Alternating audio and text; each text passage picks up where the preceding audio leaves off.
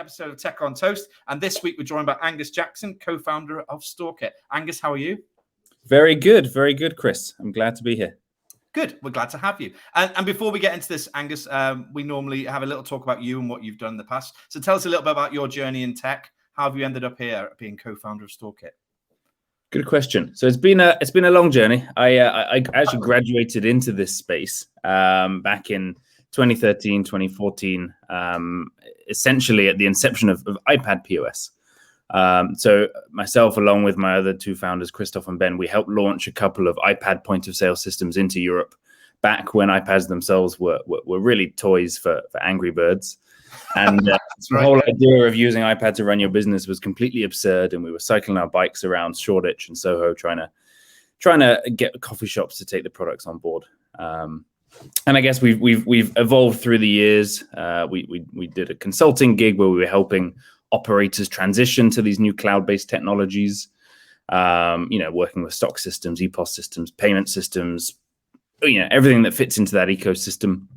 And off the back of that consulting project, we launched Storekit in 2017.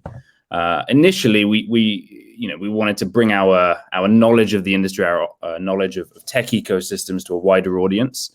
So we decided to platformize that knowledge and build this one-stop shop for operators to choose and buy tech. And that was the first iteration of Storekit.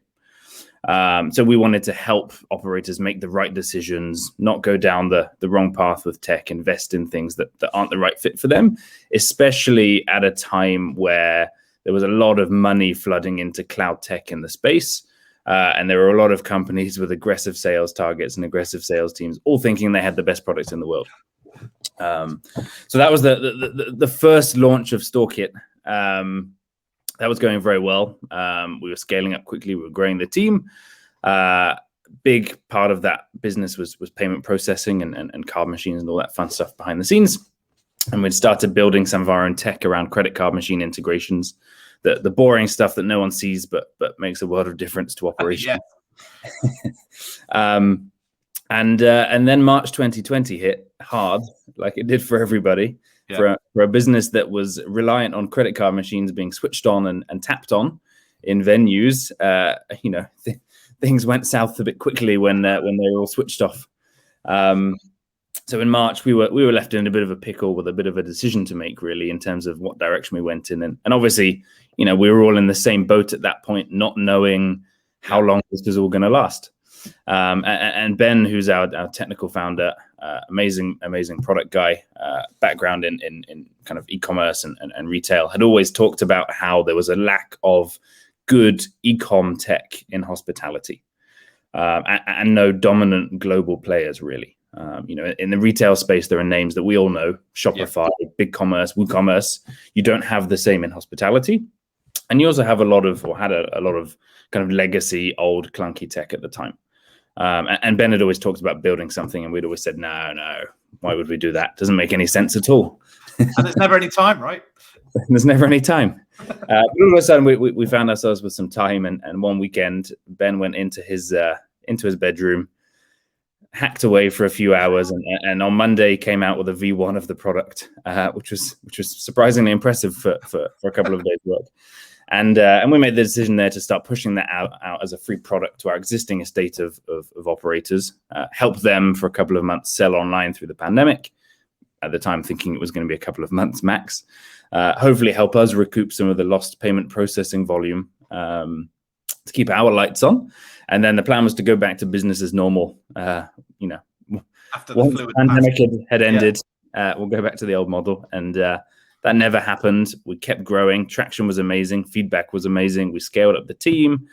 End of last year, Q3, Q4 last year, we made the decision to fully pivot. Buzzword of the past 2 years. Fully pivot, focus fully on the Storekit platform. We went out and raised money. We quintupled the size of the team, continuing to grow fast. Today, Storekit is the easiest kind of mobile ordering solution for ambitious and forward-thinking operators. Wow.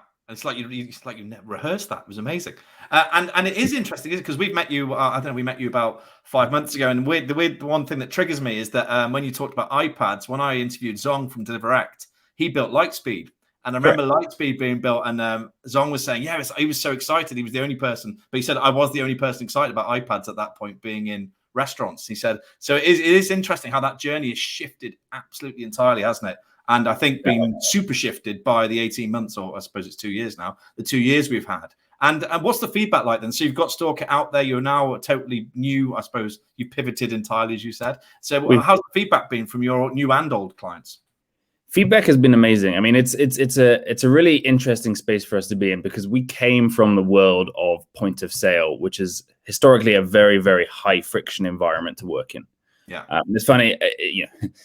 Anyone who works in point of sale, actually, it's kind of a strange place to play because you talk to any of your customers, and very rarely do they love you. You're either there working, or you're solid, or you do what you're meant to do, or you're absolutely horrendous and you're hated, and everything about you is hated. Which is not a very nice place to be in, right? If you think you're building this amazing technology. But we found ourselves now in this beautiful space where our customers, our venues we work with, absolutely love us and need you, and need to, yeah. I find that because it's a revenue stream that was always there. Obviously, it's F&B going in and out the door, but it is a different revenue stream, allowing people to order or pay like they do, and the speed of what you do is ridiculous, isn't it? So how fast can we do a transaction? I think I tried to quote this at some point here. I got it wrong. How fast is a transaction through Storekit? It really depends how many products you're ordering, obviously. I mean, you can order a quick round of a beer and a glass of wine, for example, in 10, 15 seconds. It's really, really fast. And I guess it's built with a consumer grade mindset in mind. Right. I think that's the big mistake we see other players in the space making. This isn't new technology, right? People were building mobile ordering solutions when we were starting to sell iPad POS 6, 7, 8, 9 years ago. The big difference is one, now consumer expectations have changed. We have, hundreds of apps on our phone. Most of them are quite slick, and there are a number of those that we're used to interacting with on a daily basis. The Deliveroos, the Uber Eats, the WhatsApps, the Facebooks, whatever they are. And as consumers, we expect our digital experience in restaurants to be on par with those digital experiences we're used to. And that's a big piece of how we approach building the platform from day one. Yeah, and I think that's the most interesting part. But someone asked me the other day, what's changed since COVID in hospitality? I said, well, nothing. The world's changed since COVID. And I think we've all got really impatient, but we don't feel like we're impatient. We just expect if we can do something on Spotify really quick, or on Amazon, or wherever we are, if I can do a refund in 3 clicks on Amazon, why can't I do it to order my beer in the restaurant? So I think, and so people's expectations have entirely shifted, just along with what's changing in technology generally. So I find it really interesting what you say about POS. As a former operator, you are so right. I think my tills with a pain in my backside. It was never a good thing. No one ever rang me up to say, do you know what? This till's really good. Exactly. They only ever rang up when the button didn't work, or didn't go here, or the kitchen went down. I wasn't talking to this. Exactly. Think of all our souls who have been working for point of sale businesses. Yeah, you probably think I have it. Every night. No one loves us. Yeah. And I suppose, before we get onto a bit more generalist stuff, what's the plan for the next few years for Storekit? Is there more development going on? Are you reacting to customers' feedback? What's the plan? Yeah, so the building is never finished with a project like this. It's a constant evolution. A lot of what we build is in reaction to customer feedback. We're quite democratic about the whole thing. We want operators to have an input in the product. We're really building a toolkit for operators, hence the name Storekit. We're not building a brand for their consumers, for their customers. We're building something to make their lives easier, and we need to make sure that they have a say in that first and foremost, and we can talk about that a little bit more later on. But it's really, building up our integrations. So we're starting to push those out pretty quickly now, which is, again, super important right now, given the approach that a lot of operators have to their tech, and the idea of having a tech stack with various different solutions making up that operating model. For now, we're really, really focused on nailing the UK. It's our home market. It's where we live. We're based on Regent Street in the heart of the West End, in the middle of tons of amazing bars, restaurants, clubs. But over the next couple of years, we'll be looking to expand internationally, and we'll be starting with Europe most likely.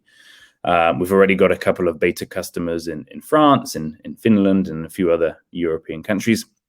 But yeah, the plan is to build up the product and feature set, really do as many integrations as we can, and make sure those integrations are best in class. Yeah. I think there's a tendency in this industry to do quick and dirty integrations just to get them up on a website and listed as a partner. It causes more frustration than it's worth. We really want to make sure those integrations are two-way, absolutely best in class, that work for us, for the partners we're integrating with, and for the venues that are making use of those as well. That's really key. And again, once I was sitting on the board at Prime Minister until recently, and we bought something.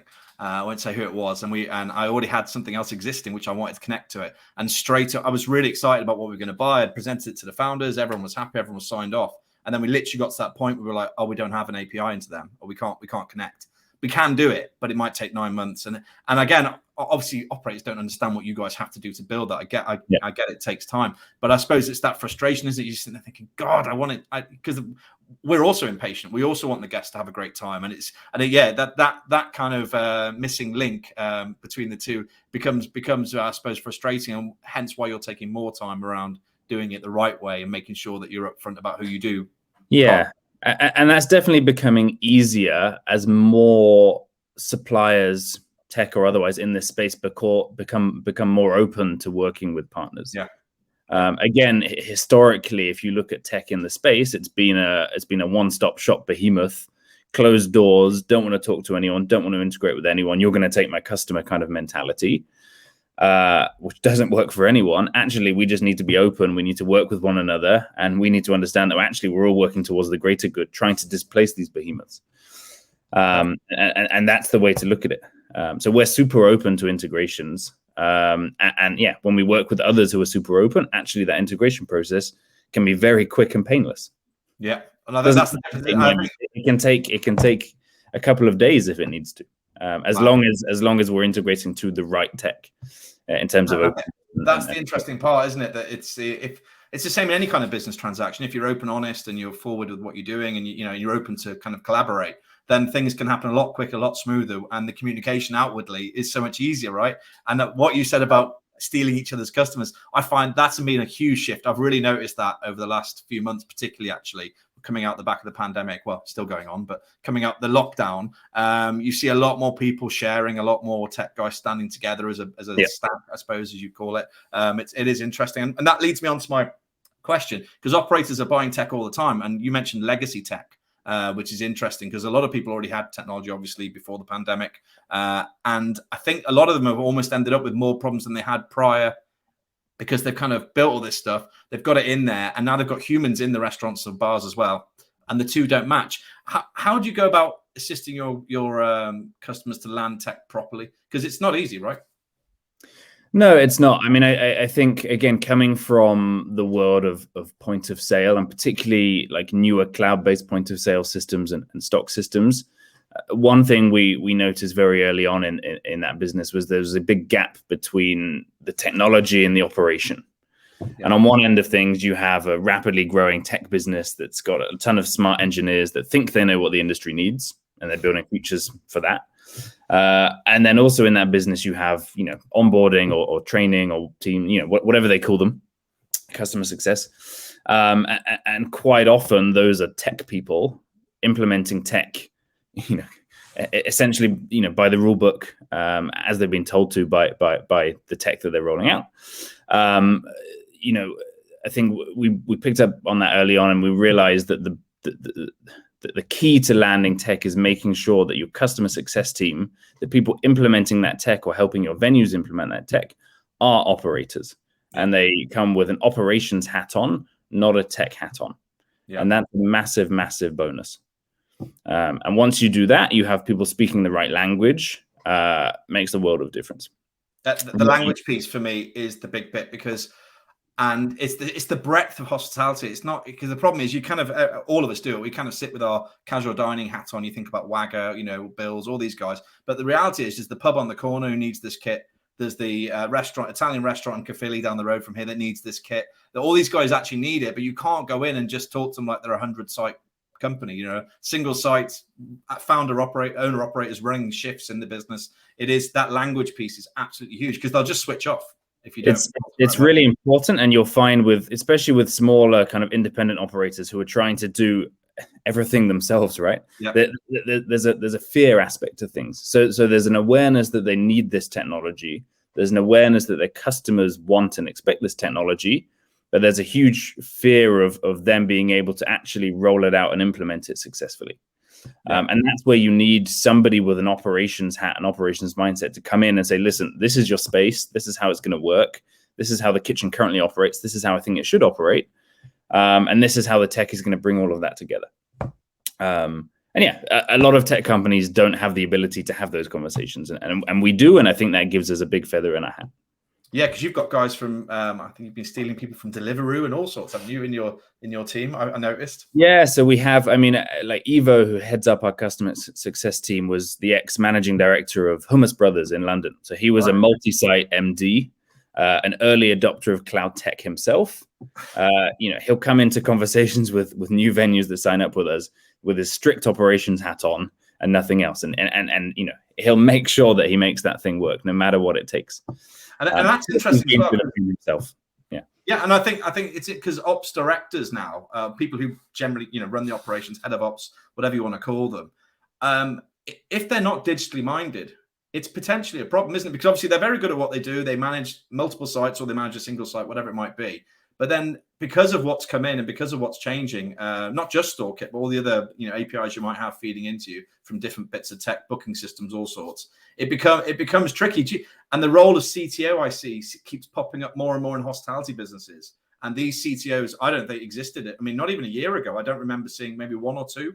Obviously, it was the head of IT, and the poor head of IT used to do everything. So, yeah, the CTO role seems to be popping up more and more. Do you think that's pretty vital for what's coming up for the next 5-10 years for these guys? Yeah, I think it's really important. And we've sat down with a number of CTOs, CIOs from high street groups over the past couple of months, kind of, brainstorming and talking about tech and their expectation of what's going to happen in the future. I think what that signals is a shift in operators' understanding of the importance of tech and how tech is now a direct mirror of the experience that you're going to have in a venue. Before it was a tool, it was something that sat in the background. Now it is part and parcel of that experience you go in and have as a customer. So they need to think of that as a piece of their product where they didn't really have to before. It was a behind the scenes operational tool. Yeah, and I think one of the issues you'll come up against, I'm sure, is the people issue, right? People will say, "Oh, but you're putting tech in. You're going to remove a bartender. You're going to remove a waiter. You're almost punishing us with this evil tech." But actually, it's the opposite, isn't it?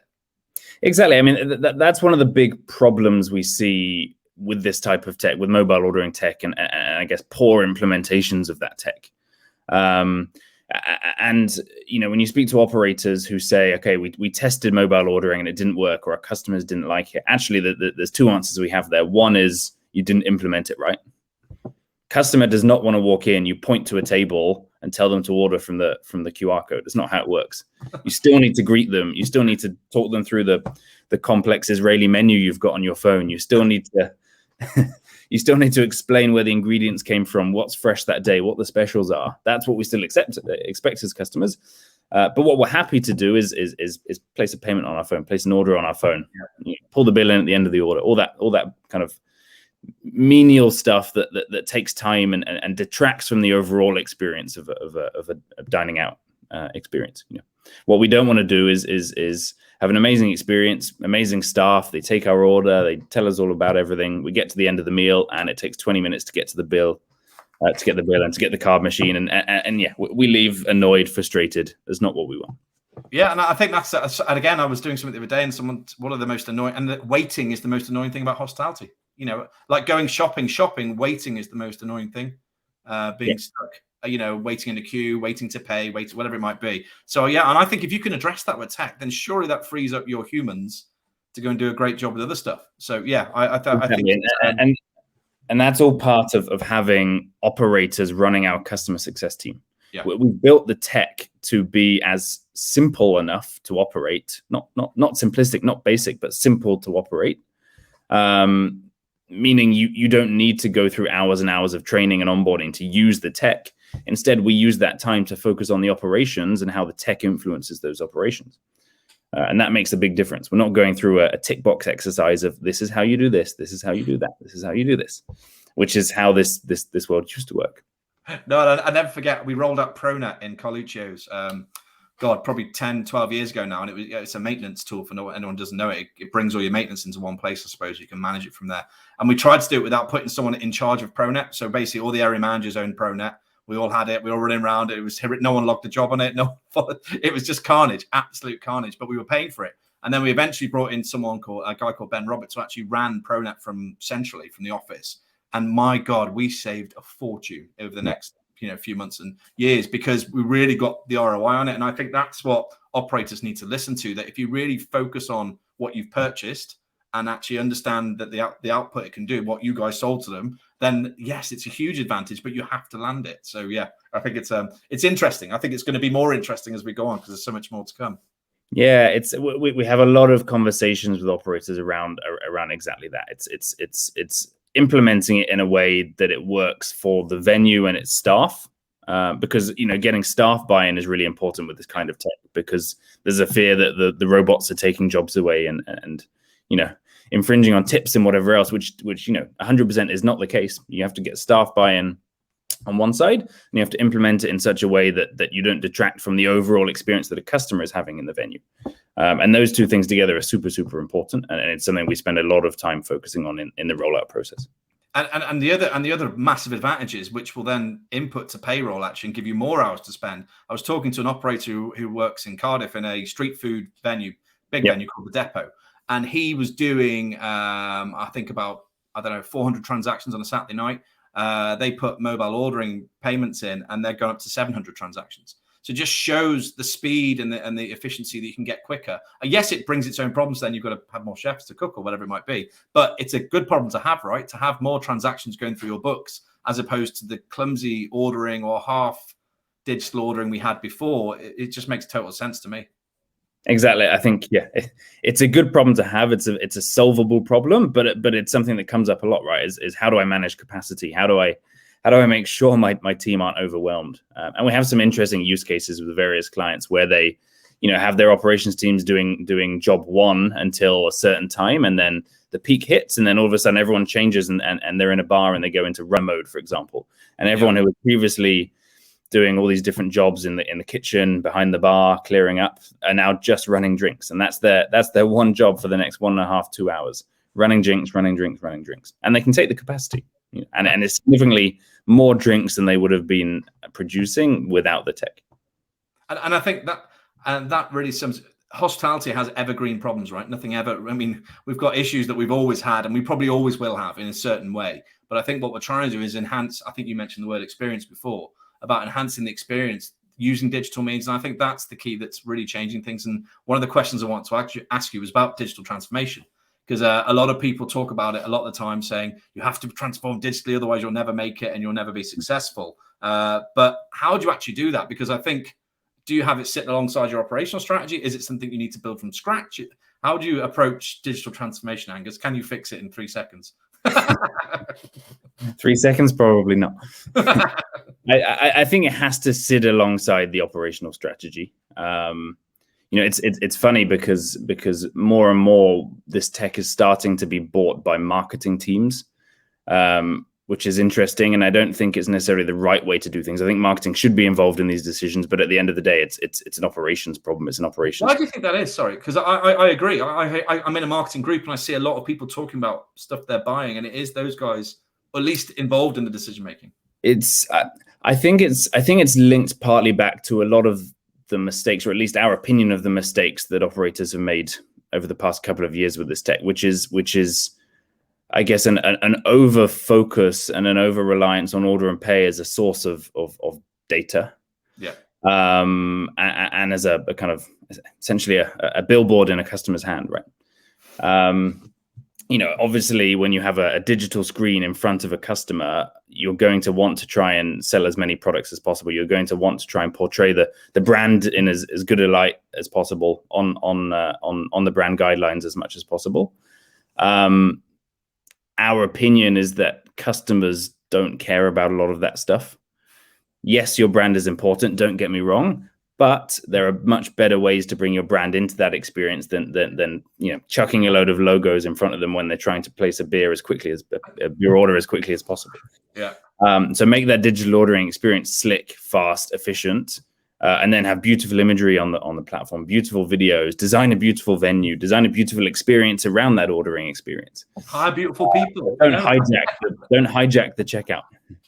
Hijack the checkout. I like that one. That's going on a quote. Yeah, I totally agree, because I think that you just have to keep putting yourself back in the customer's shoes. Well, we are customers, right? We go out, we do stuff, buy stuff, eat stuff, and nothing ever will overtake. I always say to people that if you have bad product, service generally doesn't save. Sorry, the other way around. If you have bad service, product generally doesn't save you. And it's the same for if you're going through a digital process or a digital experience. That if it's clunky, or if it's slow, or if it breaks, it ain't going to say, no matter how good your pie is or your dish is at the end of that experience, it's not going to save you. They're not coming back. And it's so easy now to walk next door. In fact, you don't even have to walk next door. Just go on your phone.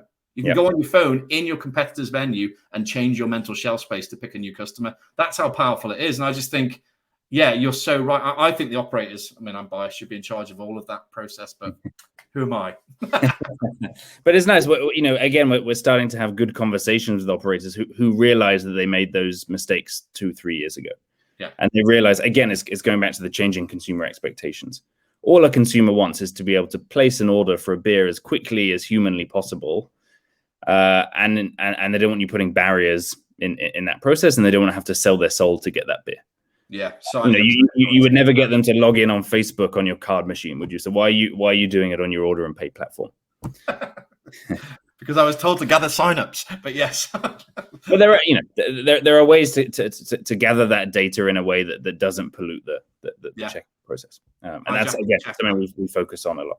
It's brilliant, and tech solves a lot of problems. Obviously, you're solving a massive one with Storekit. What do you think we're not solving? What do you think tech isn't solving, and could it, or why? Good question. There's obviously still a huge staffing problem in our industry, and tech is not something that's going to solve that. We're a people business, and people, buy into people at the end of the day. There's definitely tech that can help with that hiring process, or whether that's onboarding, whether that's attracting talent in the first place. There's been a lot of fun stuff recently around brands like Buzzworks running hiring campaigns on TikTok, for example, which is really cool. Yeah. But yeah, I don't think that's ever a space that tech is going to take over and automate everything and fix the problem. It's something we need to do collectively as an industry, making sure that it's attractive, making sure that we focus a little bit more on work-life balance, on the mental health impact of working in hospitality, but also understanding that when we're trying to attract people, I think it's something you said in a post the other day, is that we don't just have to attract people thinking that hospitality needs to be a career. It can also be a stopgap or a stepping stone to something different. It can also be your part-time job where you're at uni trying to get your geography degree, whatever it is. And I remember when we joined the Hard Rock many years ago, we were told if this is a part-time gig for you guys, we don't care. Just come in, join in, you'll be treated like a full-timer. And I think for many years the part-timers were kind of frowned upon. But I tell you what, on a weekend when you need them, they're the ones you pull in first, right? Because they're the guys that save the bacon. And I think there's a huge issue with people from top to bottom. The fact is everybody's talking about it, which is a good start, right? It doesn't mean it's getting fixed yet, but it's a kind of a start to the solution, hopefully. But the solution is just having more cool people in the business, right? Who look after people, as you said, wellness and all that kind of stuff. It's really important. In your world, it's your team. Your team's grown to how many people now? We are 29 people now. And but growing every week. How many were you just in the pandemic? In March 2020, we were 5. Wow. And I suppose you get asked lots of weird and wonderful questions, and I suppose you're fielding a lot of questions because you're doing a lot of roles. You have many hats, I'm sure. I'm sure that will change as you get bigger and bigger. At the moment, I'm sure you're many wearing hats. What's the most common request you get in generally from clients about Storekit? Is there something that keeps popping up? You're like, we need to fix this, or we need to make this, or build this? I mean, one of the big ones is integrations, and it's happening more and more as the industry cottons on to the fact that you shouldn't rely on one provider to run your whole operation, because it's just an accident waiting to happen. You need to have, multiple pieces of the puzzle in place that you can replace quickly if you need to. Yeah. So there's a lot more requests for integrations into kind of CRM solutions, loyalty systems. Obviously, POS is a big one. It's kind of the core of the operation in the venue. That's the main one for now. Again, a lot of the focus on what we're building, and I guess a lot of what comes out of conversations with existing customers is like stuff around the operation.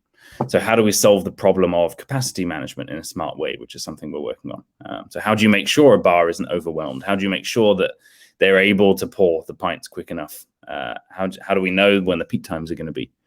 How do we make sure with tools built into the product that the kitchen isn't overwhelmed with tickets because you've got a group of 10 mates sitting at a table all ordering on their phones, sending 10 tickets to the kitchen, whereas before you would get one kitchen from the POS. Yes, which is a problem we've solved with a cool batching feature, which is again really, really important to a lot of operators. Because that's quite common, right? Isn't it? Because in the world of personalization, right, if I want to sit and hang out with my mates, I don't drink as fast as friend B, so I'm just going to have my pint when I want it. He's going to knock through 15 of them, and then I've had 4. It is because I think the customer likes that, right? They like the fact that they can pace their own meal and order the way they want. Exactly. The customers absolutely love it. The kitchen staff or the bar staff aren't so fond of it, but there are definitely solutions, and some of those we've implemented already. Some of those we're working on. There's going to be a lot of cool stuff around that piece of the product, and obviously we're always, I think there's a famous kind of quote on UX, and Ben uses this a lot, which is if there's anything else to remove UX wise, you haven't finished your job. So from a UX experience, there's always work to do. And there's new products we'll be releasing in the next kind of month or 2 months, which I can't say much about, but they're very cool. Launching in January, February time. Various new integrations. We just announced one this week with a very cool CRM and Wi-Fi platform, Stampede. So that allows you as an operator to actually action some of the really powerful basket data you get from Storekit, which you haven't really had access to before.